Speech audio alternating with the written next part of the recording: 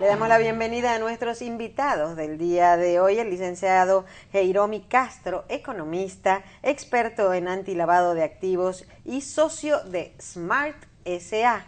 Y también al licenciado Roberto Mella, economista, experto también en antilavado de activos y socio en L. Núñez y Asociados. Bienvenidos, ¿cómo les va? Muy bien, muy buenas. Qué bueno Marcela, tenerlos aquí con un Andrés. tema tan interesante como el día de hoy. Muchas gracias por la invitación, Andrés. La verdad, un placer estar acá con ustedes. Gracias. Amigos y colegas, y la señora también. Muchas gracias. Yo sé que para la gente este es un tema, además de interesante, preocupante. Porque lo que ha ocurrido en nuestros países con el tema del lavado de dinero, que la gente mucho lo liga al narcotráfico únicamente, es serio. Y yo creo que por la seriedad del caso, merece que con dos personas como ustedes, que son expertos, aunque no lo decía en la presentación, ustedes son dos técnicos certificados antilavado a nivel internacional. O sea, son CAMS. En buen español, Certified Anti-Money Laundering Specialists. En buen español.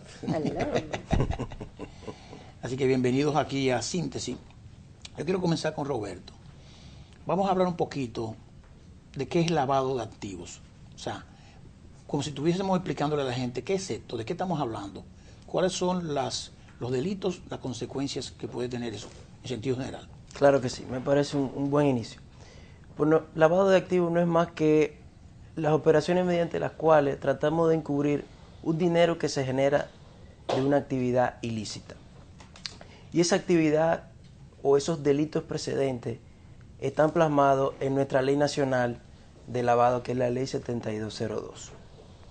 En esa ley hay una serie de actividades o delitos precedentes que ya consideramos como delitos precedentes básicamente, y usted acaba de mencionar uno, que es el narcotráfico.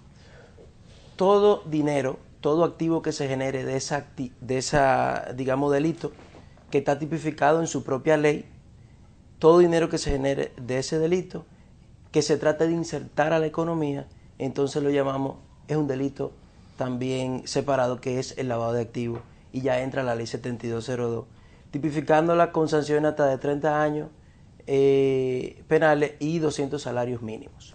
¿Okay?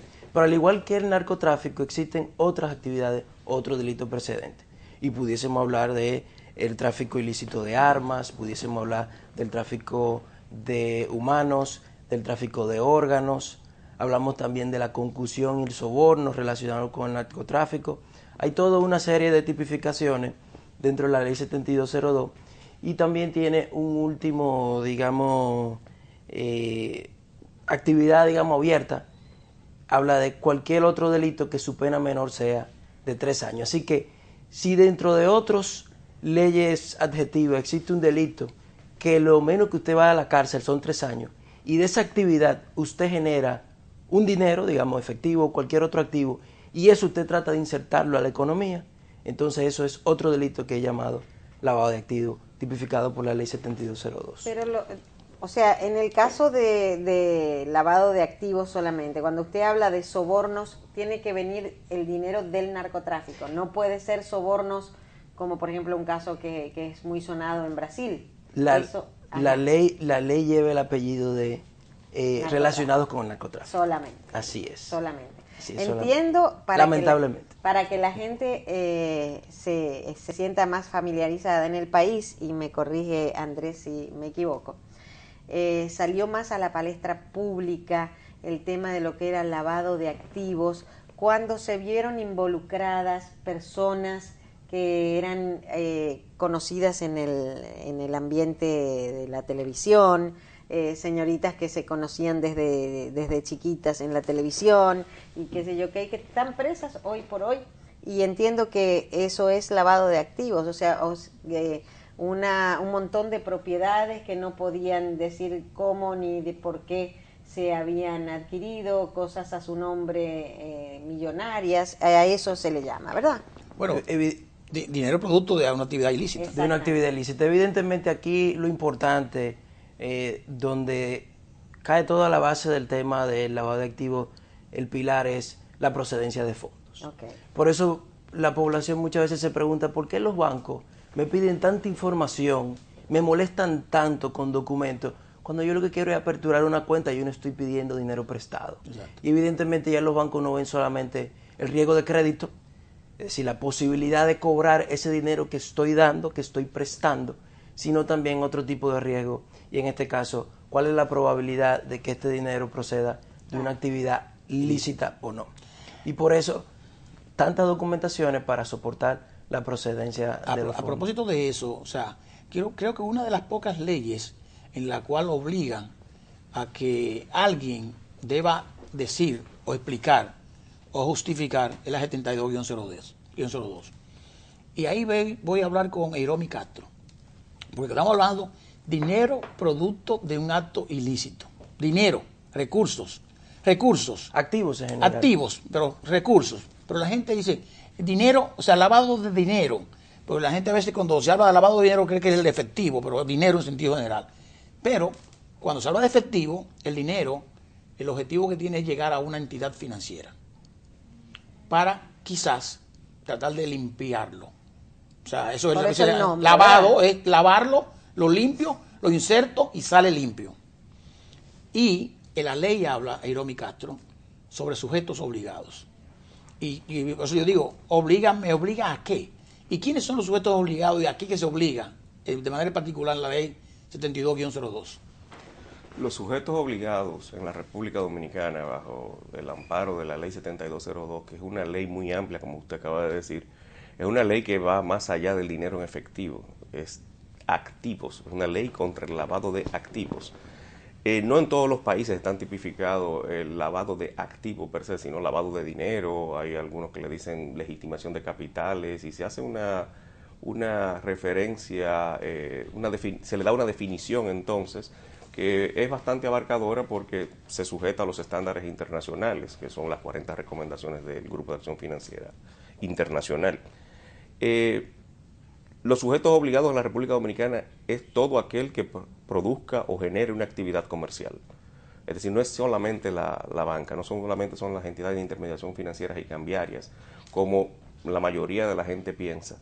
Es todo aquel que genere una actividad comercial. Si una persona le compra un reloj a otra, ambos se convierten en sujetos obligados al amparo de la ley. Asimismo, como el banco le pide información, asimismo también usted debe de pedir información. Básicamente, si el pago es en efectivo. Y si el pago es efectivo y es superior a $10,000, o su equivalencia en moneda nacional, $10,000. Que en la República Dominicana todavía tenemos el techo de $10,000, pero realmente los estándares internacionales han sido modificados. Es $10,000 para toda actividad comercial, pero es $1,000 para remesas y $3,000 para juegos, es decir, casinos, casas de juego y bingos. Esos son los estándares internacionales ahora mismo. Por eso nuestra ley, en uno de los aspectos que debe ser modificada, es en esto, en el reporte del efectivo en función de los topes, los nuevos topes establecidos por Gafi en 2012.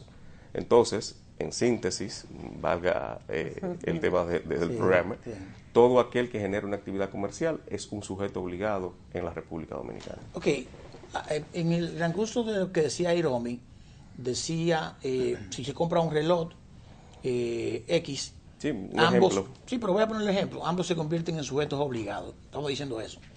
Vamos a poner un ejemplo para que la gente entienda, yo siempre lo pongo gráfico. Yo tengo una vivienda, vale 5 millones de pesos, y viene un señor y me la quiere comprar por 10 millones de pesos. Evidentemente que la voy a vender. No hay duda. Si yo la estoy vendiendo por 5 millones y él me está ofreciendo 10, yo la voy a vender. Y me va a decir, te lo voy a dar en efectivo, que es más fácil para ti. Perfecto. Vendí la casa y me fui. Pero ese señor era un narcotraficante. O era un dinero producto de la corrupción. O era producto de cualquier otro de los delitos que había presidente que había dicho. Delitos precedentes. Presidente que había dicho Roberto Mella. ¿Qué debió haber hecho esa persona? Y ese es el mensaje para la gente.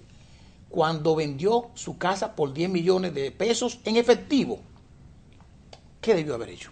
No está prohibido hacer transacciones en efectivo, máxime en una economía como la nuestra, donde la mayoría de las transacciones se dan en efectivo, a pesar de que los niveles de bancarización han aumentado muchísimo. Creo que el último dato que tenemos de bancarización es 54%.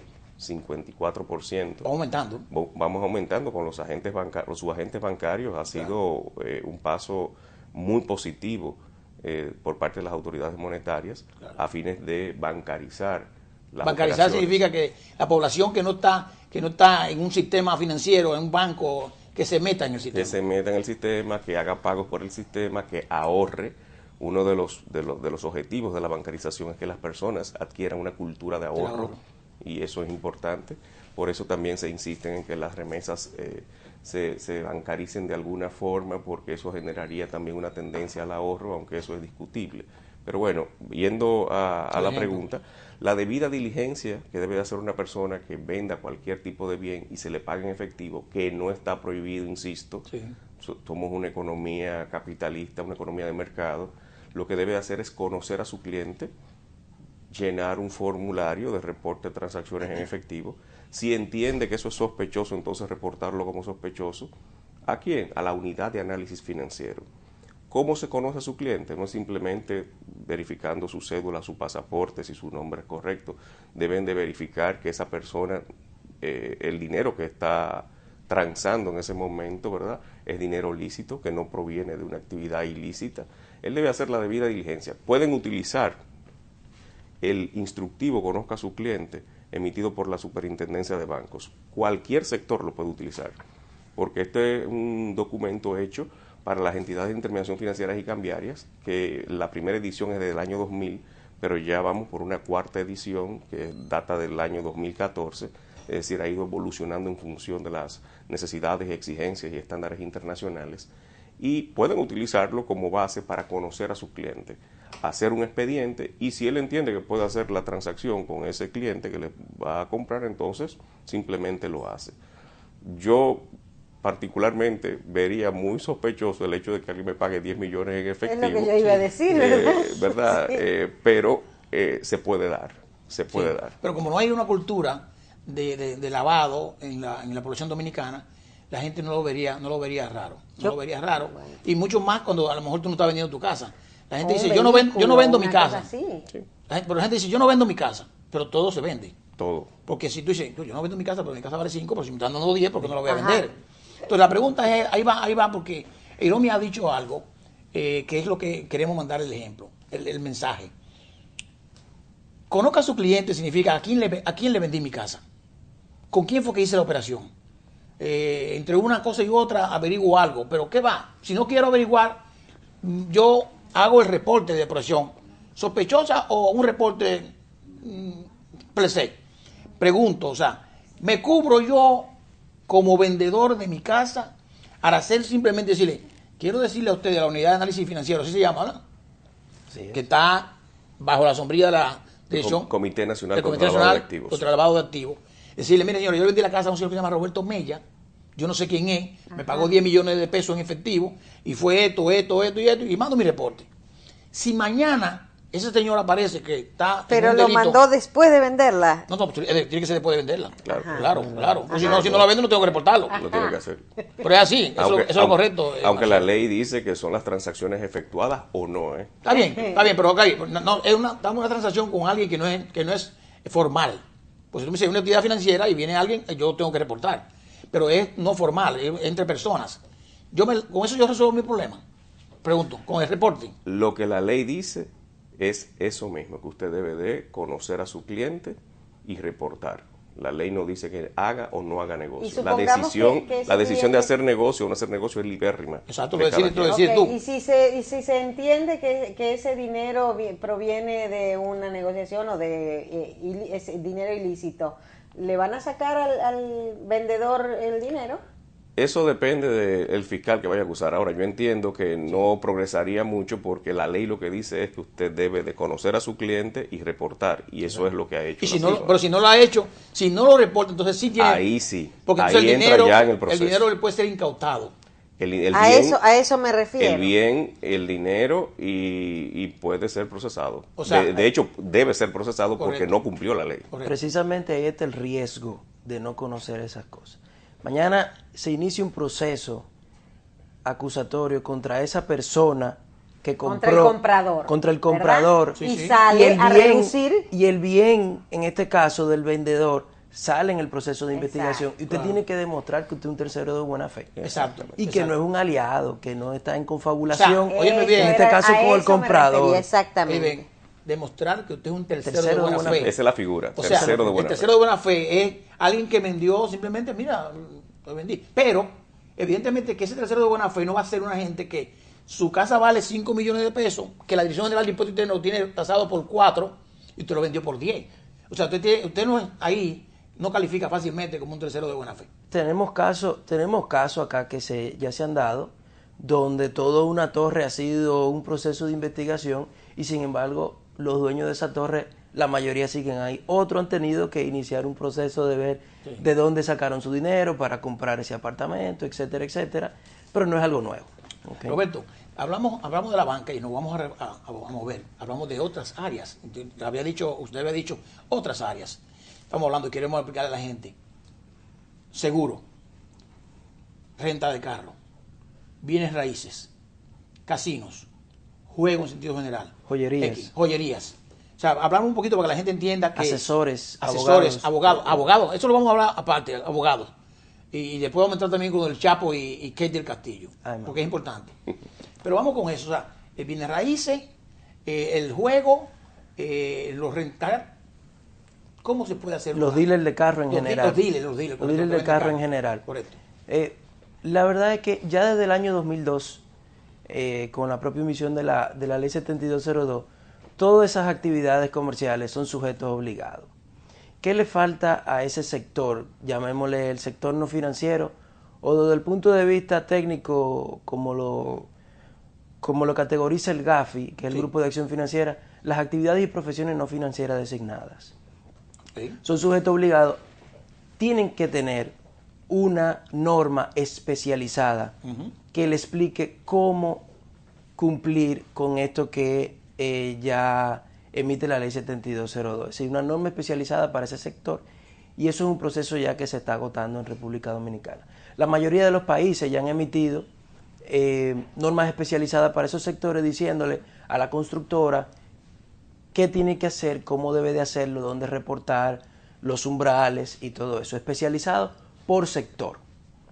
Evidentemente que la expectativa es que funcionen casi como un banco. Deben de conocer a su cliente, deben de conocer la procedencia de los fondos de ese cliente, deben de tener una unidad especializada interna de inteligencia, en este caso la figura del oficial de cumplimiento, tienen que tener controles internos, tienen inclusive que conocer a los empleados y entrenarlos, porque a veces el riesgo no está afuera, sino que el riesgo está dentro de la entidad. Es decir, que desde el punto de vista, digamos, de aplicación de la ley antilavado, todas esas actividades que usted acaba de mencionar, se espera que funcionen tal como explicaba Eiromi, de que deberían de conocer de dónde proceden los fondos que en este caso reciben, porque hoy en día el gran problema es que el sector financiero, incluyendo el área de valores, tiene todo el peso sobre sus hombros. Es decir, cuando el cliente llega a la entidad, ya el dinero no se está lavando, se está prácticamente planchando. Exacto. ¿Okay? Sí. Ha ocurrido toda una serie de operaciones en el sector real que cuando llega al sector financiero dice, pero es que yo no tengo la forma humanamente posible de determinar que este señor que ya tiene 10 años en el mercado, digamos, vendiendo bienes, activos, cuales fueran, realizando una actividad comercial, ya yo no tengo forma de separar lo bueno de lo malo. Y por eso la importancia de identificar el dinero en la primera etapa, que es la colocación, es decir, el primer punto de entrada de ese efectivo que se generó de esa actividad ilícita, desde donde se deben de reforzar los controles. Entonces, ya el delincuente sabe que llegar con una funda negra al banco llena de dinero, eso no es posible. O sea, pregunto, ustedes han hablado los dos, y como estamos aquí hablando en un programa que, además de que es técnico, también es educativo, y este tema que merece o necesita, requiere educación pública, Ciertamente. ha hablado de dos cosas, de Gafi y de 40 recomendaciones. Yo quiero que Roberto le explique a la gente brevemente en ese tema, porque no quiero que nos abundemos mucho, qué es Gafi y qué significa las 40 recomendaciones. Sentido... Claro que sí, de manera breve. El Grupo de Acción Financiera es una entidad internacional creado por los años cerca de los 90, 89, por los G7, los países más grandes del mundo. El G7 que dictamina o emite las normas internacionales que deberían de cumplir los países al emitir sus normas antilavado. Digamos que hablamos de los estándares, igual que como hay unas normas internacionales de información financiera, como hay unas normas internacionales de auditoría, así existen las 40 recomendaciones, donde los países deben de acogerse a esas recomendaciones, ser colaboradores del Gafi y emitir sus normas, sus leyes en base a esos estándares.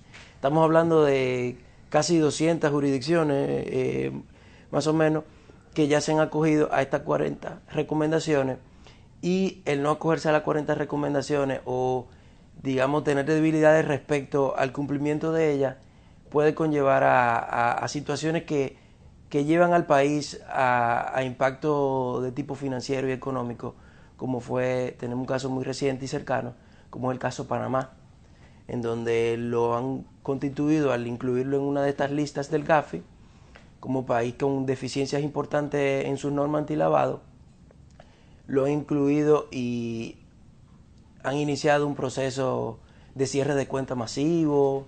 Lo han catalogado como un riesgo para sectores, el sector financiero, el sector seguro también. ¿Eso tiene que ver con lo que dicen riesgo país? El riesgo país. Claro que sí, pero ya Panamá está saliendo de la lista gris. Ya recibió visita la semana pasada. Fíjate, lista gris, no negra. No, ya no se habla de lista negra. Nosotros los negros nos quejamos en Gafi para que no hagan alusión de nuestro color.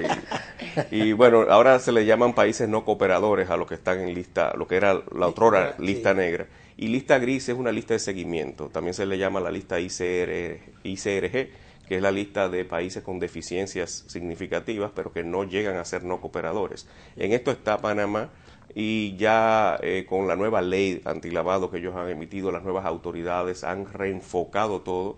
Se va a anunciar, tengo entendido por la visita que se hizo la semana pasada de Gafi, en la próxima reunión de Gafi se anuncia la salida de Panamá de la lista gris. Una pregunta, dice Roberto Mella, cuando hablaba de deficiencia de los países, de que entonces el Gafi pudiese sancionar o colocar en las listas gris, o como se llamen ahora, que es la lista negra. Eso quiere decir que el Gafi tiene facultad para vigilar y supervisar o revisar los países. Sí. Claro. Sancionar quizás no es el término, más bien supervisar y ver que está cumpliendo con sus recomendaciones internacionales. Calificar el país. Pero el Gafi, al calificar, es que viene a revisar. Sí, claro. Sí. Entonces la pregunta, el Gafi viene a revisar a República Dominicana. Claro. ¿Cuál fue la última revisión que el Gafi hizo a República Dominicana? Y se supone que es público. ¿Cuáles fueron los temas que se trataron en ese informe? Bueno, la revisión, ya vamos por la 12ª revisión, si mal no me equivoco. La de seguimiento. La de seguimiento, sí. Reuniones de seguimiento. La primera revisión fue en el año 2006. No, perdón, para acercarlo mejor. La tercera ronda de evaluación se dio en 2006. Nos toca la cuarta ronda de evaluación, que es en este año. Ahora, en el año 2016. En el año 2016. ¿Estamos preparados como país para pasar esa prueba? Todavía tenemos algunas debilidades que en el 2006 tuvieron en esa ronda de evaluación que debemos de evidentemente atender y que son importantes. ¿Atiende las autoridades que cooperan en el tema de avanzar con eso?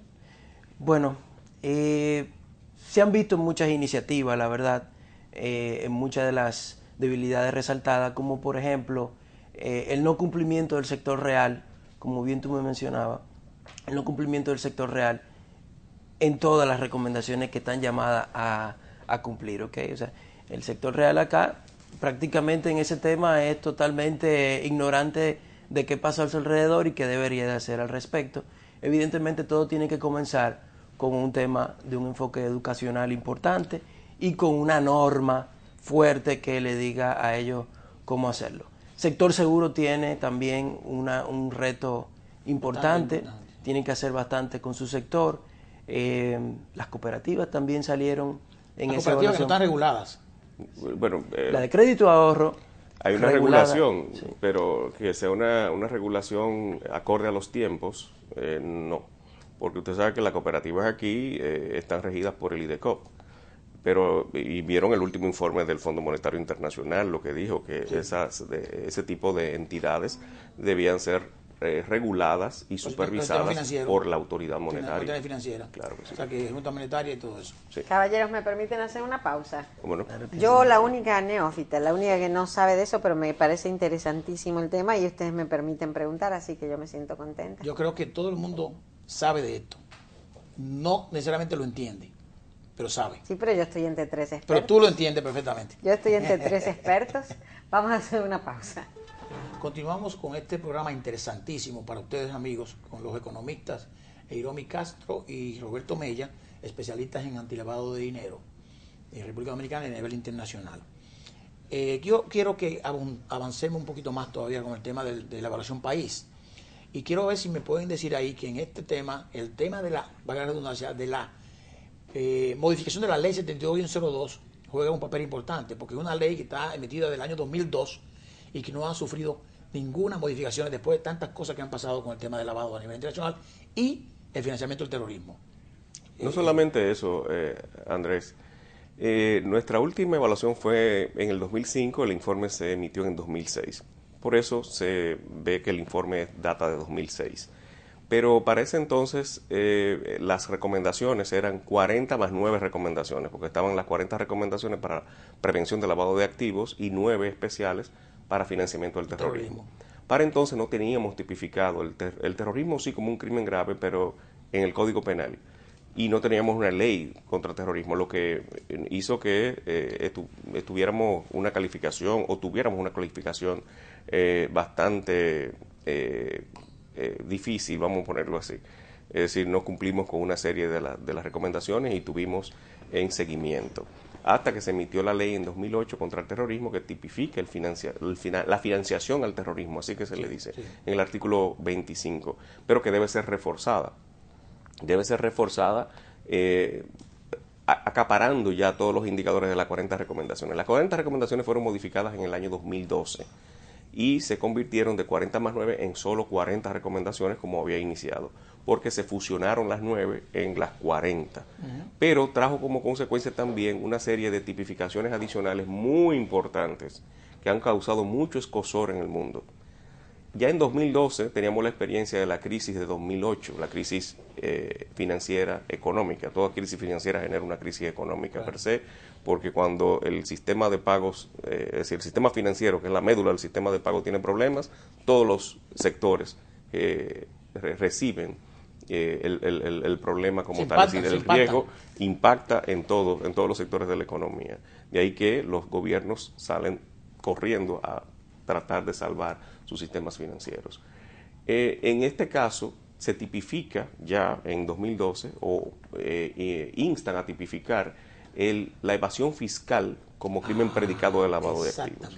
Y esto sí ha causado muchos problemas porque la mayoría de los países internacional, el estándar internacional, entre otros países no. No, la mayoría de los países no lo tienen. Exacto. De hecho, Argentina lo asumió, España creo que no lo asumió. Y algo muy importante, creo que eso es lo más importante en las nuevas recomendaciones, en la revisión de 2012. Pero también es importante el tercer beneficiario o beneficiario final. Correcto. Que también es donde muchos países han tenido problemas. Uno de los países que mejor le ha ido en el tercer beneficiario es el Reino de España. Pero a otros países, Francia, Alemania, Estados Unidos, que estamos esperando la evaluación de Gafi de Estados Unidos que se va a publicar, tiene que publicarse en los próximos meses, han tenido problemas serios con el tercer beneficiario o beneficiario final. ¿Qué es eso? Es que todo sujeto obligado debe conocer al cliente de su cliente, claro, a quien su cliente le va a pagar. Porque la responsabilidad no se delega. Exactamente. Entonces tú tienes que saber, mire, ese dinero para qué, bueno, para hacer una compra, para hacer un pago a fulano de tal. Esto es una empresa que está en San Kitts, que es un paraíso fiscal.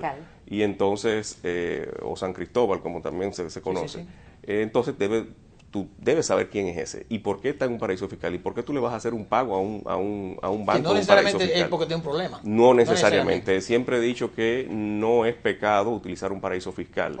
Lo que es pecado es utilizarlo para evadir impuestos. Sí, no, antes no. Ese es el líder. Sí, sí. Es el líder en el Caribe y uno de los líderes en el mundo. Los offshore. Offshore es todo aquel que esté fuera del país. Exacto. Pero si está en un paraíso fiscal, que lo que busca es las ventajas que da ese territorio o ese país, usualmente son territorios, no países per se, que entonces no pagan impuestos y mucha gente se pregunta entonces cómo los gobiernos es decir, pueden lucrarse de esto. Bueno, los gobiernos de esos países se lucran en función de las transacciones. Es decir, por cada transacción hay un pago, hay un fee al gobierno y no le va muy mal. No creo. Bien. Muy bien, yo creo que quedó claro eso. Hay un tema reciente de una ley extraterritorial que se llama FATCA, que es una ley emitida en los Estados Unidos con alcance internacional. Los países o los gobiernos tienen que firmar un convenio que tiene una sigla que se llama IGA, donde se comprometen a revelar transacciones o inversiones que tienen los ciudadanos norteamericanos o residentes norteamericanos. En el caso de República Dominicana tenemos mucha gente con doble ciudadanía, mucha gente con residencia norteamericana que viven aquí, que no son legales porque no deben vivir, pero tienen transacciones en los bancos. Los bancos no saben necesariamente que son ciudadanos norteamericanos. Expliquemos a la gente qué es FATCA, brevemente, qué hace la banca y qué documento que hay que completar.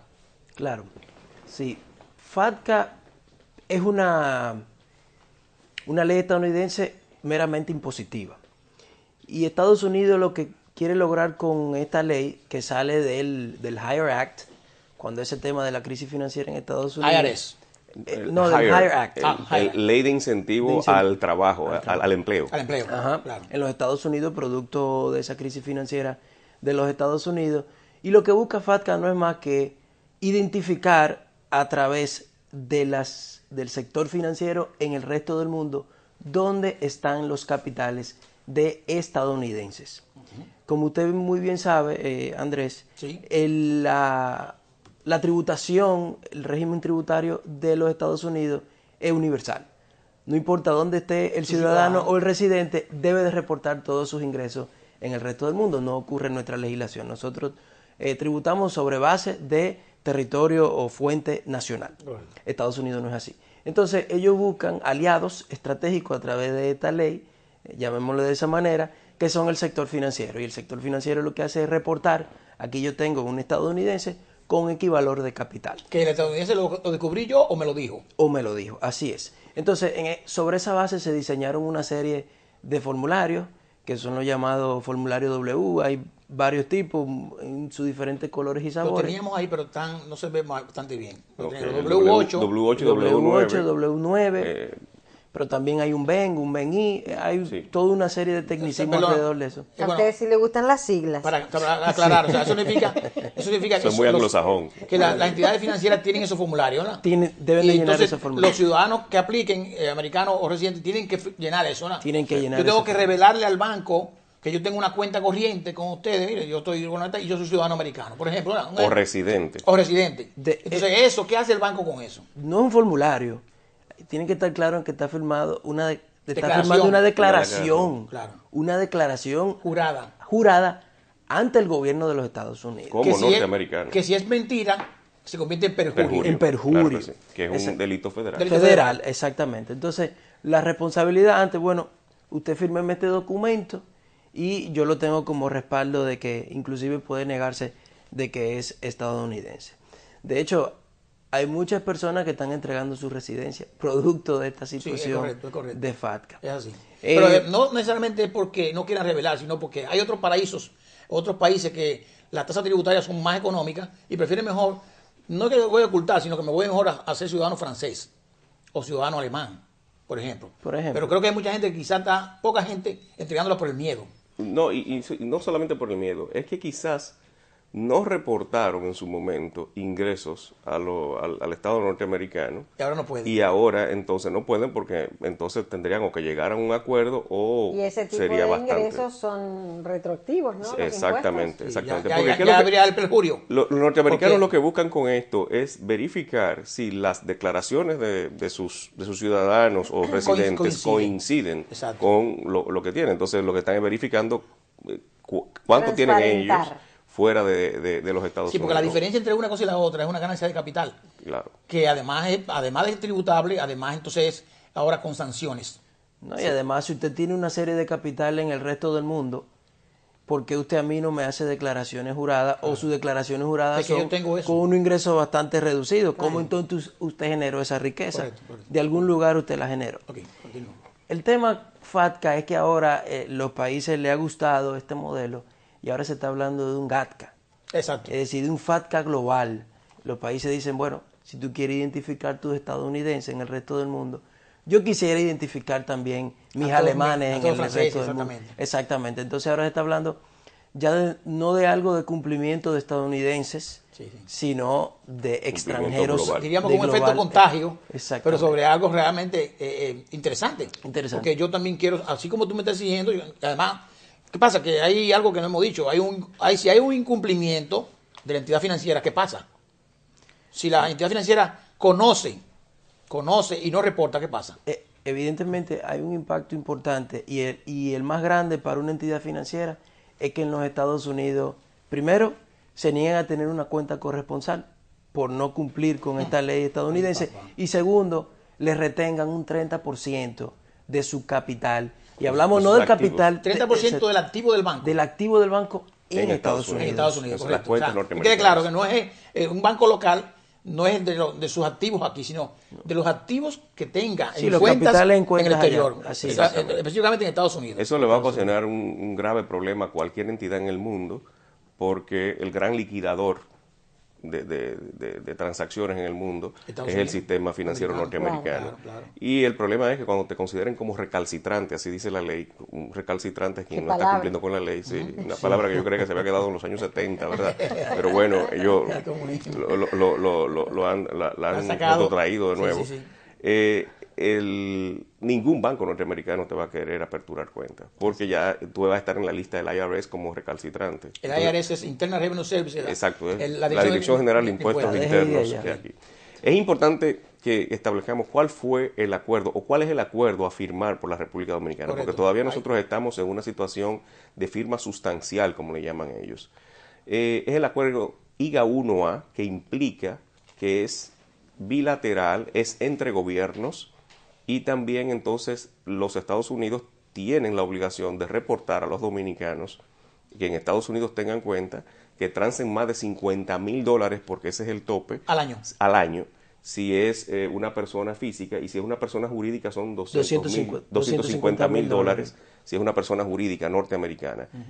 ¿Qué es una persona jurídica norteamericana? Una empresa que más del 5% de sus acciones está en manos de norteamericanos, es decir, que Hay muchas. habrá muchas. muchas. Es decir, Pero ahí tenemos un acuerdo de no doble tributación, ¿no? sí, para el IGA 1A era obligatorio que existiera un acuerdo previo de intercambio de información. Y nosotros tenemos un acuerdo de intercambio de información desde el año 89, Sí, que fue Con la ratificado Secretaría de Estado de Finanzas. Exacto, exacto, que antes era Finanzas, ahora el Ministerio de Hacienda. Y por eso logramos el acuerdo, que es un acuerdo sustancial. Se está ya para la firma formal del acuerdo, ya los términos están acordados. Lo que falta es que el IRS, y a través del Departamento del Tesoro, que es su órgano superior, le envíe ya el contrato definitivo. Una Perdón, pregunta, el acuerdo definitivo. brevemente, muchos ciudadanos norteamericanos han considerado que una ley inconstitucional. Sí. Y pregunto porque es una ley norteamericana que tiene efectos extraterritoriales. Pero no es la primera. ¿Ha habido algún recurso, se ha elevado algún recurso a la Suprema Corte de Estados Unidos? Sí, se han elevado. Recuerden que la sociedad civil norteamericana es muy fuerte y se deja sentir. Pero ninguna ha tenido tantos recursos como la ley patriótica, ¿verdad? Que también Sí. Patriot Act. Exacto. Patriot Act, así es. La misma Constitución norteamericana dice que cuando los Estados Unidos están en guerra, pueden emitir cualquier tipo de ley de emergencia Sí, claro. con fines de preservar nacional. la seguridad nacional. Y en este caso, con la crisis, Se ha tomado como seguridad el nacional. déficit fiscal ha aumentado mucho y bueno. Ok, nos quedan 3 minutos y yo quiero que hablemos para la gente. Kate del Castillo es una actriz, todo el mundo la conoce, y ha tenido una conversación con el Chapo Guzmán, el narcotraficante más grande de la historia de Estados Unidos y todo esto. Entonces, el mundial, es más buscado. Ella ha tenido unos chats, que ahí lo tenemos, y parece que dicen que el Chapo ha hecho algunas inversiones en algunas empresas que tiene ella en Los Ángeles. Pregunto para los expertos, con el tema de lo que ella dijo, de que quizás hay unas inversiones en una compañía de tequila y cosas de eso, hay un riesgo para Kate del Castillo en Estados Unidos y en México. Ella tiene doble nacionalidad, nacionalidad mexicana y nacionalidad norteamericana. Y en uno de los chats, ¿Mexicana dice, y norteamericana? Sí, ella es mexicana. Sí. No, pero tengo entendido que la nacionalidad mexicana no acepta otra nacionalidad, una doble nacionalidad. Lo que siempre se ha hablado es de doble nacionalidad. Yo sí, Ciudadana. no, pero no sé, pero sería bueno averiguarlo. Pero también en el chat ella dice en un momento determinado, mi teléfono está pinchado, quiero protegerte, no quiero que te aprecien, algo así, más o menos. ¿Qué implica esas dos cosas? Bueno, para mí, quien ha hecho el análisis más objetivo de este caso es el mismo Arturo Pérez Reverte, que es el autor de La abogado. Reina del Ok, Sur, sí. que es la película o la La- serie la- que que hizo ella ella, protagonizó. que causó fascinación en el Chapo. El Chapo. Y eso dice Pérez Reverte, dice, yo creo que esto es una relación de fascinación, tanto por la artista como por el capo. ¿Mm? Gracias por Creo mandarme que esta parte. definitivamente lo que le puede afectar a ella, ya que tenemos poco tiempo, es si recibió dinero del Chapo. El hecho de que haya tenido contacto con él, no sé, no soy abogado, no sé hasta qué punto le puede afectar, pero si recibió dinero sí sé que le puede afectar y sensiblemente. Hoy mismo está en Algo una que no sabía. investigación. Ante- Hoy mismo está en una investigación porque el FinCEN de Estados Unidos creo que está tratando de hablar con ella porque están dando seguimiento a las transacciones. Piensen en la unidad de inteligencia, de análisis financiero de los Estados Está Unidos, que correcto. depende del Departamento del Tesoro. Igualmente, el CIMIL de FinCEN en México también está tratando de conversar con ella en un Y la unidad de consulado, análisis en un financiero. consulado mexicano en Estados Unidos. El FinCEN tiene un centro, un módulo que se llama OFAC, que es la Oficina de Control de Activos Extranjeros. Y la OFAC tiene una lista internacional de personas que no se debería de hacer, personas y empresas que no se debería de hacer operaciones. El Chapo estaba en esa lista de personas designadas, especialmente designadas en narcotráfico. Ya. Si ella realizó cualquier operación con el Chapo, considerando que tiene empresas en Estados Unidos, inmediatamente se activa ese programa OFAC y ella le pudiese incautar todos sus activos y pasar por corte Por lo federal. menos Bueno. ahí decía que había recibido un celular. Bueno, recibió muchas cosas y flores. Señores, conozca a su cliente, es importante. Eso es lo que La hablamos. médula del sistema, de cualquier sistema de prevención en el mundo es Conozca a su conocer a su cliente. cliente. Pilar Eso número es, uno. eso es. Ahora bien, esperemos a ver qué pasa con Kate del Castillo, que hizo ciudadanía americana en octubre pasado, recientemente. Fácilmente pierde su ciudadanía norteamericana, porque esos delitos implicarían muchísimas cosas. El tiempo se nos terminó. ¿Qué vamos a Agradecer a hacer? estos técnicos aquí, Real. lo que la gente se ha deleitado con sus experiencias. Sí. Les felicitamos a ustedes dos. Muchas porque gracias, están estamos a su orden tan siempre preparados para- para estos temas. Gracias, Andrés, por la invitación. Muchas gracias. Gracias, licenciados Heroini Castro y Roberto Mella, que nos honraron con su presencia el día de hoy, que es viernes. Y el cuerpo lo sabe. Así mismo es. Bye bye. Chao, gracias por estar con nosotros.